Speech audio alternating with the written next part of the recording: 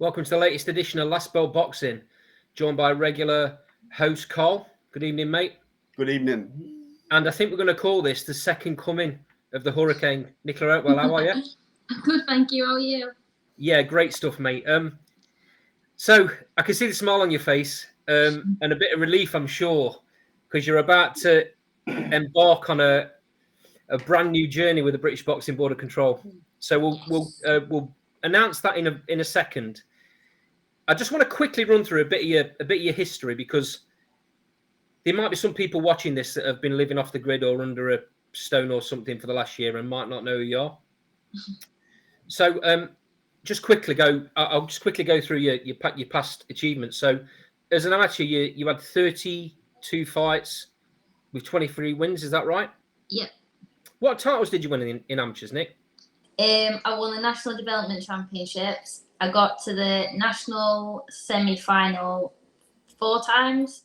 Then I was come up against GB Girl and lost before I got to the final. And then I won 3 belts. So I won the Esco Box Cup, and I won a belt for that, for Best Overseas Boxer. I won the East Midlands Flyweight belt, and then I won the Central England Flyweight belt. And then I won like box cups. So I think I won 6 gold medals at box cups, and I think it was 4 silvers. Magic. So you then go from amateur, you turn pro, but you turn pro with BIBA. Yeah. Under the same coach that you had your amateur career with, is that right? Yeah, that's right. That was Boyle's Boxing, wasn't it? Yeah. So you then have 6 fights under the BIBA banner, with 5 of those being KOs. Yeah. I'm getting it right so far. I'm happy with it. In amongst that, you win a European and an international belt. Yeah. We started interviewing you. It was probably about this time, maybe June last year. You'd had a couple of fights. Yeah. And you were going down to Brighton, I believe. Yeah. Was that for the European belt? Yeah, it was. Yeah. There was already, at that point, Nick, there was already a lot of noise on Twitter from some of your very good friends and somebody quite influential who is now a world champion. Yeah. Wanting you to move over to the British Boxing Board of Control. Why, at that point, did you choose to stay where you was? I think it was at the time I was happy where I was in the gym and stuff. I seemed to be going in a good direction, boxing for a European title.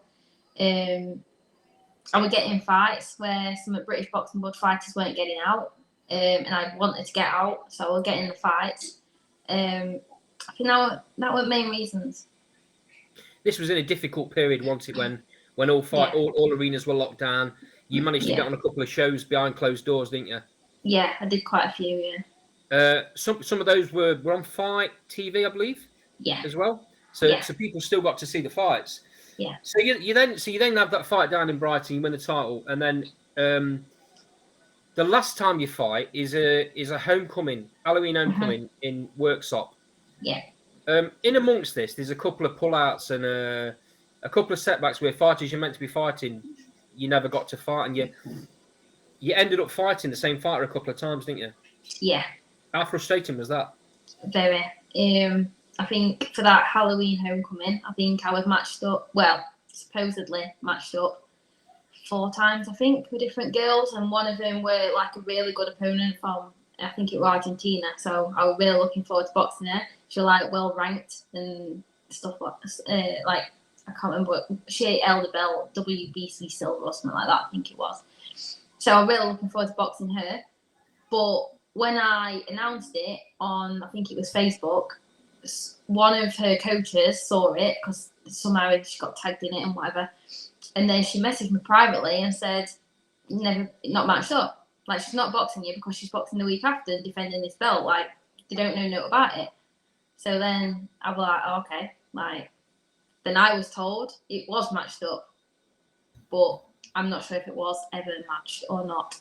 And then, I was matched a few times after that. I think it was 3 more times after that.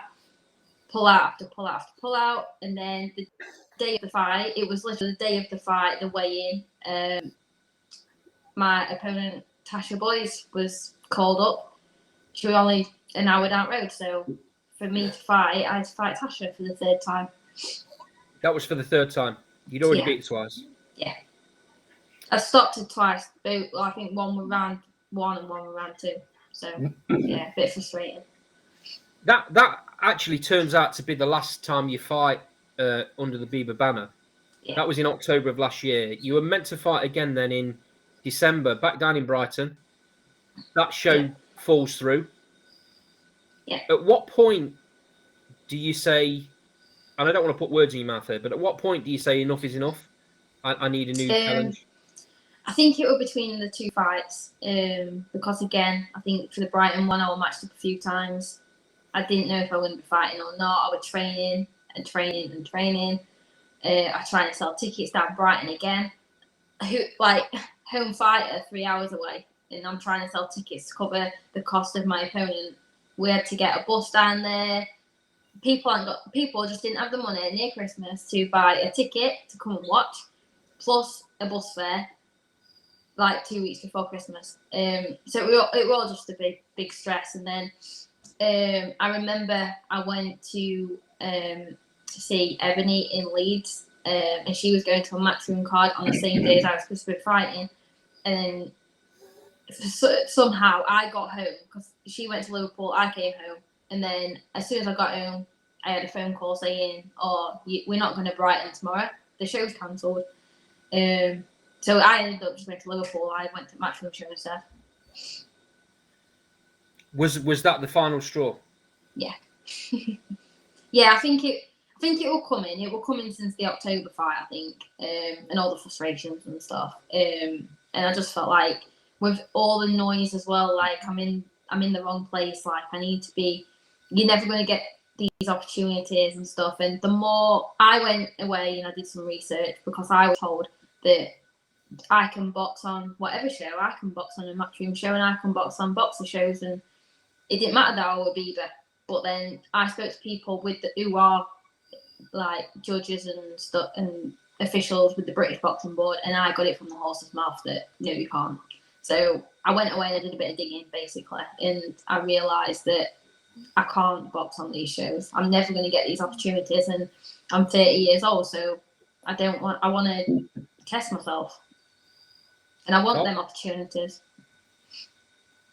Carl, do you want to jump in?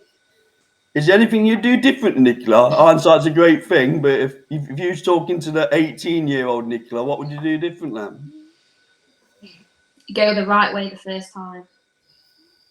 Would that be straight to British Boxing Board of Control? Yeah.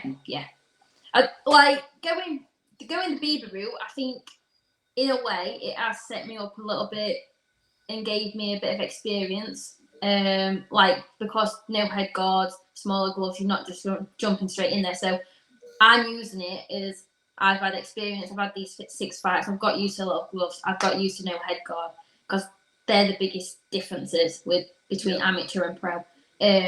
But yeah, if I was to probably turn the clock back, I would want those 6 fights on my British Boxing Board license and on my record.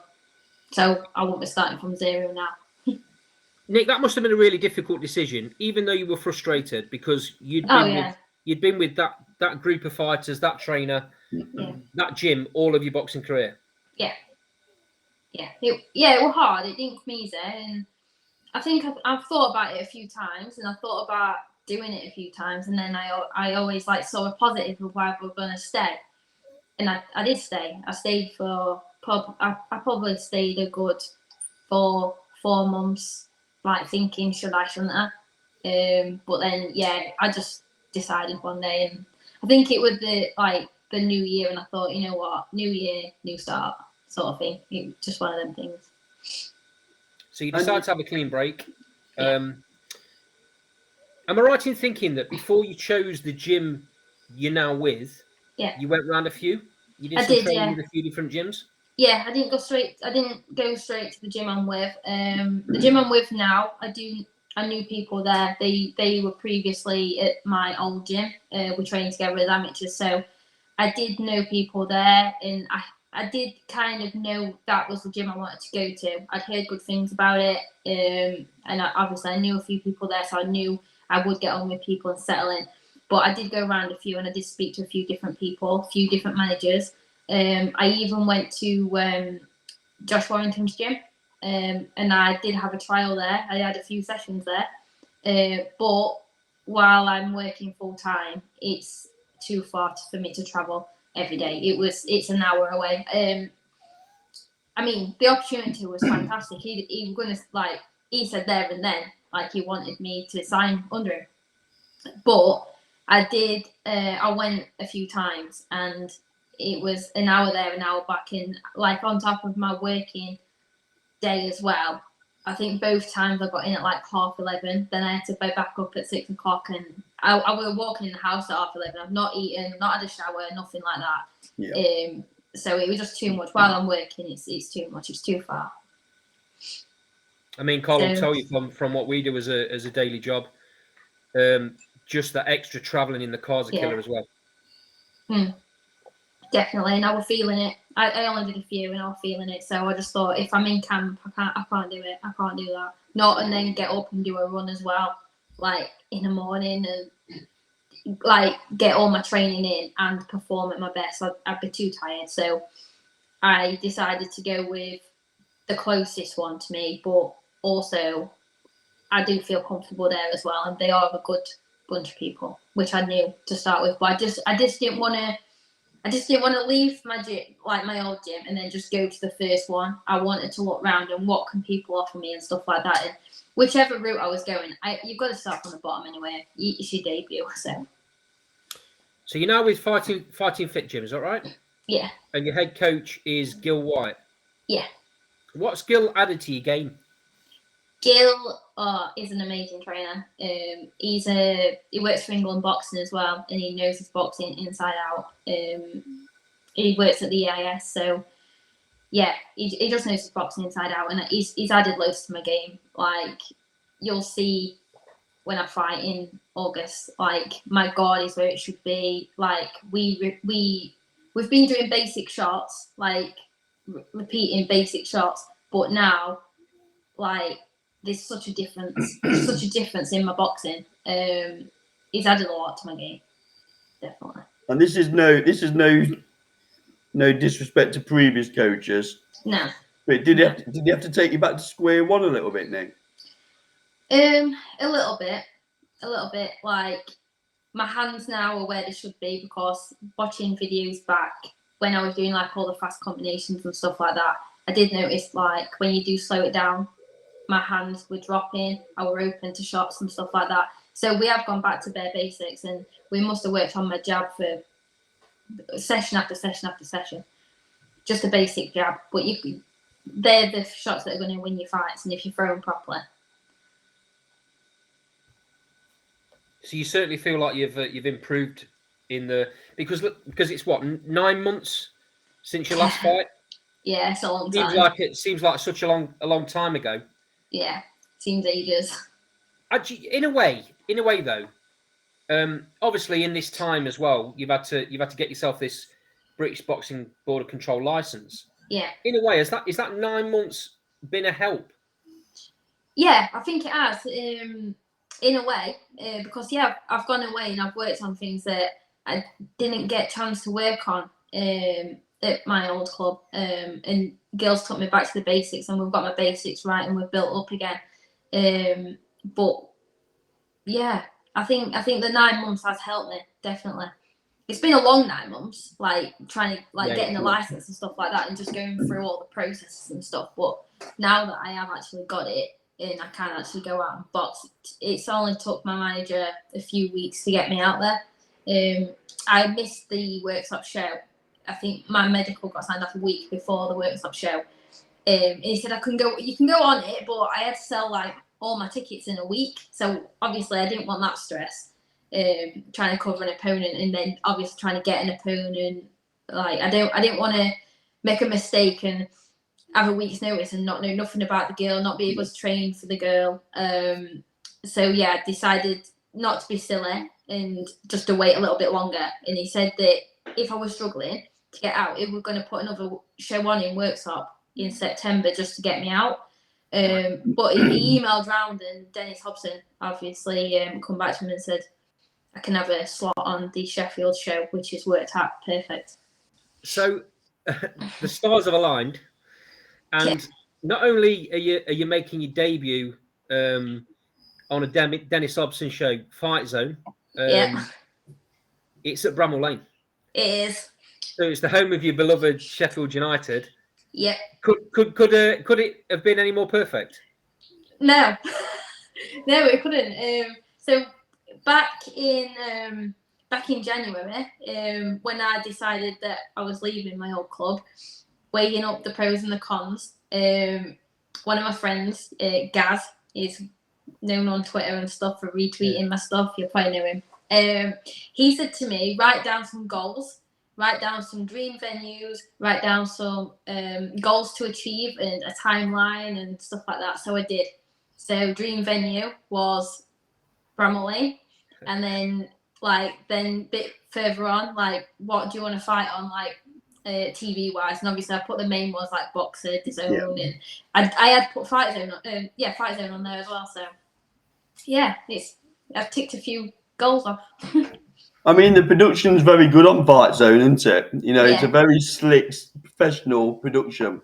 Yeah, it is. Yeah. And it's also very affordable, isn't it, Carl? What is it, like £2? $1.99 at the minute, isn't it, for a month? Something like that. Yeah, and he has shows on quite regular as well, doesn't he? So. Yeah, anyone that's not got the app, if you're a boxing fan, go and get it. You don't want to miss this fight. 26th of August, Bramall Lane, Dennis Hobson show and Fight Zone. Nick's making a debut. Has the opponent been announced yet, Nick? No, it's not been announced yet. Funnily enough, I was talking to Gil tonight. So my manager has sent a few through to Gil to have a look at. He does think there is one that we're going to go with. So fingers crossed, we'll be able to lock it down and announce it soon. So how many times are you looking to get out this year then, Nicola? I think it'll be this one, and then they're looking at doing a workshop show in either October or November. So definitely twice. If I get a third one in, I'll be buzzing. So you're being managed by Joe Elford. Have I pronounced his surname right? Yeah, Joe's an ex-boxer, so he knows his way around the game, and he's also got a very good connection with all of the local promoters on these small old shows. Yes. Is that the kind of plan to begin with, to get you out on a load of these shows before he takes that step and gets you on some of the main events? Yeah, that's the plan. He does keep putting the feelers out there, but I think before I get on anything big, I think I need to get a bit of a record going and get out a few times first. So that's what my aim is for this year. Need to go out there and get a few fights under my belt, and then see where we get to next year. Magic. Well, we followed your journey from very early on. So this is an exciting thing for our show and for you, and we can't wish you any more luck than you're going to have. You're going to have a massive crowd there. You've got a really good following, haven't you? Yeah. My ticket sales are going really well. But if anybody wants one, just message me. I've got quite a few to sell. They've sent me a good batch. Get in touch. I'll put all your social medias in the comments box like I normally do, Nicola. Okay. Yeah, thank you. Just moving away from your fight for a second. Yeah. A little birdie tells me that on Sunday, you're going back on Ninja Warrior. I am, yeah. So just for anyone that don't know, what happened the first time you was on there, Nick? So the first time, I got to the second obstacle and I fell straight in the water. And I got a shock as well because it was freezing. But it was cold. Yeah, it was very cold. Okay, so the aim's to get past that point, I'm guessing. Yeah, the aim is to get past the second obstacle. But I think it's changed a little bit this year. What I've heard, I don't know how much I can say, but the route has changed a little bit this year. But I know that there's definitely still water and probably a good chance I'm going to win it. So. Just out of interest, you were fighting what was it? Superfly. Superfly. Yeah. Are you planning to stay at Superfly, or is this fight up at Bantam? I'm planning on staying at Superfly. And that'll only change if you can't get an opponent at that weight. Yeah, I do know that some of the opponents that have been sent to Gil, there was definitely one at bantamweight because Joe sent it me to have a look at. But I think we're going to try and aim to stay at Superfly. I mean, if I have to move up or down one, it's expected, so I don't mind. What's the depth like at Superfly, Nick? There's not a lot. I think if you fly them in, there is. But UK wise, I don't know if there's 3 or 4. There's not many. There's not many at all. So we'll probably have to get one. Strong likelihood you're going to jump up and down the weights a little bit then. Yeah, definitely. You're capable of doing that, though, aren't you? Yeah, I can make bantamweight easy. I walk around at Superfly. I can make bantamweight, and then fly. I think I can make that. I used to make that for amateurs anyway, so I think I weighed that once about 2 weeks ago anyway, so I can definitely still do it. Wonderful. I just want to get your opinion on a couple of fights that are coming up. Yeah. So there's a gigantic, looks like it's going to be an all-female card. Yeah. Headlined by Savannah Marshall and Clarissa Shields. Mm-hmm. How do you see that fight going? I see Savannah Marshall winning it. I think the build-up's fantastic, by the way. Savannah, she makes me laugh. Like, she's so cool and calm. And just every little word, she only has to say one word sometimes, and like Clarissa like bites. It's so funny. But yeah, I think Clarissa is a really good boxer. And, like, she's really she can box, but I think Savannah, she can box, but she can bang as well, can't she? So I see Savannah probably winning. There's been some absolutely huge female cards, hasn't there, recently? Yeah. So not only is this Savannah Marshall, Clarissa Shields, there's also Michaela Mayer against Alicia Baumgardner. Yes. I'm looking forward to that. For me, that's probably the closer fight. Yes, I think so. I've not seen Michaela fight like live. I've seen Alicia fight when she boxed Terry at Sheffield Arena, so I don't know what to expect on that one, but I do think it's going to be a close one. I'm really looking forward to it. Scary power, Alicia Baumgardner.